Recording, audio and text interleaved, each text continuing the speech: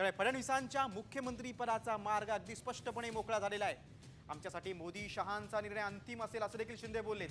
भाजप जो निर्णय घेईल तो आम्हाला मान्य असल्याचं शिंदेनी म्हटलंय। त्यामुळे आता भाजपचाच मुख्यमंत्री होणार हे स्पष्ट झालेलं आहे।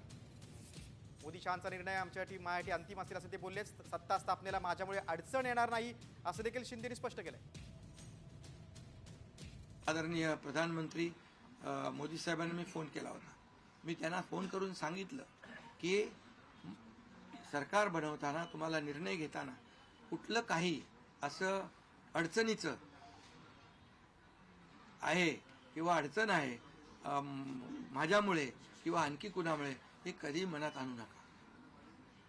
तुम्ही आम्हाला मदत केलेली आहे, तुम्ही आम्हाला 2.5 वर्ष संधी दिली या ठिकाणी या राज्याचा विकास करण्यासाठी, या राज्यामध्ये उद्योगधंदे आणण्यासाठी, सगळं करण्यासाठी। त्यामुळे तुम्ही निर्णय घ्या।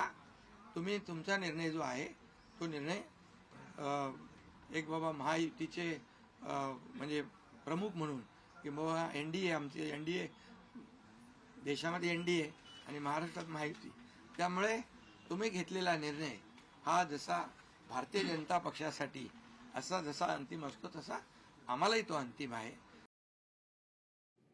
मोदी शहांचा निर्णय आमच्यासाठी अंतिम असं सांगितलं असताना शिंदेने आणखी काही माहिती दिली ती म्हणजे मंत्रिपदाबाबत दिल्लीतील बैठकीत चर्चा होणार आहे असं देखील त्यांनी स्पष्ट केलं आहे। उद्या दिल्लीत अमित शहांसोबत बैठक होणार असल्याची माहिती देखील शिंदेने यावेळी माध्यमांसमोर दिली।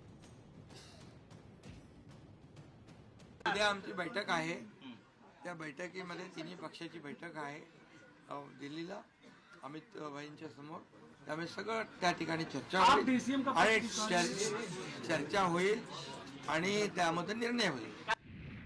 शिंदेचे आणखी काही वक्तव्य पाहूया। मी मुख्यमंत्री नाही, कॉमन मॅन आहे, जनतेसाठी लढणारा असून गेली 2.5 वर्ष मी जनतेसाठी लढतो असं शिंदे बोलले। त्यामुळे लाडक्या बहिणींचा मी सख्खा भाऊ आहे आणि हीच ओळख मला सर्व पदांपेक्षा मोठी असल्याचं शिंदेनी म्हटलंय।